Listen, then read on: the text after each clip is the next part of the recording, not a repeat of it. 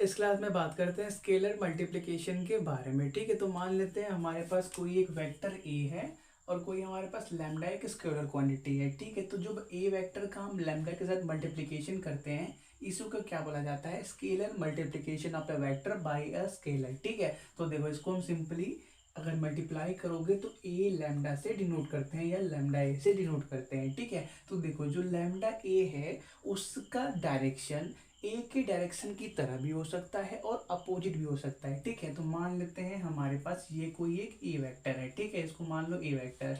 तो अगर हमारे पास लैम्डा का वैल्यू 0 से बड़ा है तो उस सिचुएशन में क्या होगा, मतलब लैम्डा पॉजिटिव होगा तो जिस डायरेक्शन में ए वेक्टर है उसी डायरेक्शन में आपका लैम्डा ए वेक्टर भी होगा। लैम्डा ए भी क्या है, खुद में एक वेक्टर है। ठीक है, लैम्डा का वैल्यू कुछ भी हो सकता है, पॉजिटिव भी निगेटिव भी कुछ भी हो सकता है। तो अगर उसका वैल्यू पॉजिटिव होगा मतलब 0 से बड़ा होगा तो उस सिचुएशन में क्या होगा, आपका जो लैम्डा ए आएगा उसका डायरेक्शन और ए का डायरेक्शन सेम रहेगा। ठीक है, तो मान लेते हैं हमारे पास लैम्डा का वैल्यू अगर हमारे पास 2 हो जाए, ठीक है, तो हमारे पास क्या बन जाएगा, 2a बन जाएगा।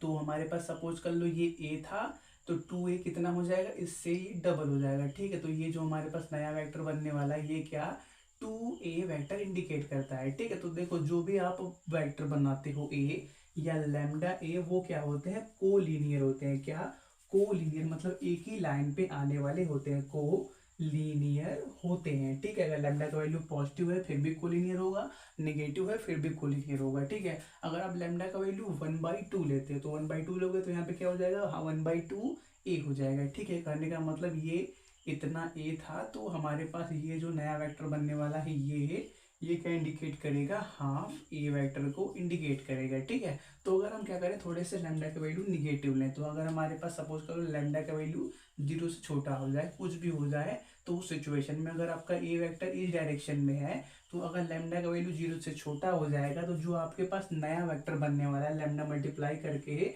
मान लेते हैं लैम्डा का वैल्यू -2 है तो -2a जो होगा वो क्या होगा, ए के अपोजिट डायरेक्शन में होगा लेकिन उसी के लाइन के ऊपर होगा। ठीक है, तो ये हमारे पास ए वेक्टर है तो इसी का डबल कर दो तो वो क्या हो जाएगा, ये यहाँ से यहाँ तक आपका -2a वेक्टर इंडिकेट करेगा। क्या करेगा, -2a वेक्टर इंडिकेट करेगा। ठीक है, अगर -1/2 लोगे तो वो क्या हो जाएगा, यहाँ पे ये इतना इतना ए था तो इतना ही, अगर यहाँ से यहाँ तक आ जाओगे अपोजिट डायरेक्शन में तो ये क्या, -12a वेक्टर को इंडिकेट करता है। ठीक है, तो क्या करते हैं, कुछ स्पेशल केसेस देख लेते हैं। ठीक है, अगर हमारे पास लैम्डा का वैल्यू 0 हो जाए या 1 हो जाए तब क्या होता है। ठीक है, तो अगर हमारे पास लैम्डा का वैल्यू 0 हो जाए तब क्या होगा, तब उसको देख लेते हैं। ठीक है, तो देखो लैम्डा का वैल्यू 0 होगा तो लैम्डा ए 0 हो जाएगा, लैम्डा का वैल्यू 0 के लिए लैम्डा ए 0 हो जाएगा। ठीक है, तो अगर हम 0 हो जाएगा मतलब क्या, वो एक जीरो वेक्टर के बराबर हो जाएगा। जीरो वेक्टर का मतलब कुछ भी नहीं, एक पॉइंट। ठीक है, तो देखो अगर हम बात करें किसी एक वेक्टर के बारे में और उसके अंदर हम क्या करें, जीरो वेक्टर को ऐड करें तो हमको क्या मिलेगा, ओरिजिनल वेक्टर मिलेगा। तो उस सिचुएशन में ये जिस चीज को आप ऐड कर रहे हो, किसको ऐड कर रहे हो, जीरो वेक्टर को, यह क्या कहा जाता है, एडिटिव आइडेंटिटी कहा जाता है। क्या, एडिटिव आइडेंटिटी कहा जाता है। एडिटिव आइडेंटिटी या एडिशन की आइडेंटिटी बोल दो आप, आइडेंटिटी कहा जाता है। एडिटिव आइडेंटिटी का मतलब कोई ऐसी क्वांटिटी जिसको किसी एक वेक्टर में या किसी भी चीज में ऐड करने पे उस ओरिजिनल चीज के वैल्यू पे कोई इफेक्ट ना पड़े।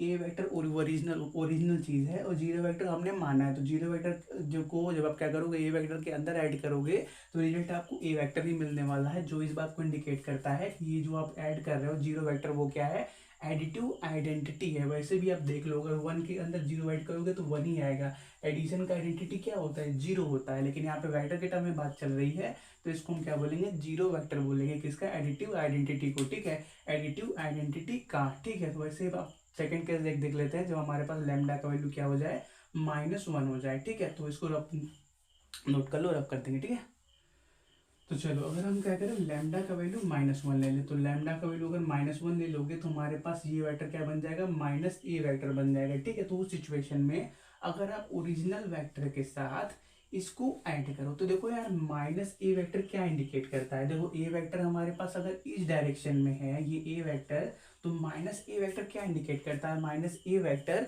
इसी की तरह इंडिकेट करता है, मतलब इसका मैग्नीट्यूड ए वेक्टर का और -a वेक्टर का मैग्नीट्यूड तो सेम होगा लेकिन डिफरेंस क्या होगा इनके डायरेक्शन में, अगर ए वेक्टर इधर है तो माइनस ए क्या होगा इधर के डायरेक्शन में हो जाएगा। ये क्या माइनस ए वेक्टर को इंडिकेट करता है, दोनों का मैग्नीट्यूड क्या होगा सेम होगा। ठीक है, तो देखो अगर हम क्या करें किसी एक ओरिजिनल वेक्टर के अंदर उसी के निगेटिव पार्ट को ऐड कर देंगे, हमने क्या किया लैम्डा का वैल्यू -1 लिया था, तो उस सिचुएशन में हमको क्या मिलेगा 0 मिलेगा। ठीक है, तो किसी भी एक वेक्टर के अंदर आप जो चीज ऐड करके उनका सम 0 कर दे रहे हो उसको क्या कहा जाता है, एडिटिव इनवर्स कहा जाता है। क्या, एडिटिव इनवर्स कहा जाता है। इनवर्स का मतलब उल्टा, किसी भी एक इनवर्स वर्स VER होगा, वर्स कहा जाता है। अगर कोई भी एक क्वांटिटी है उसके अंदर उसके अपोजिट को ऐड कर दोगे तो आपको ओवरऑल क्या मिल जाएगा 0 मिल जाएगा। ठीक है, जैसे हम कुछ एग्जांपल की बात कर लेते हैं, जैसे हमारे पास 2 है, 2 के अंदर क्या ऐड करोगे कि 0 हो जाए, तो 2 प्लस अगर -2 कर दोगे तो क्या हो जाएगा 0 हो जाएगा। ठीक है,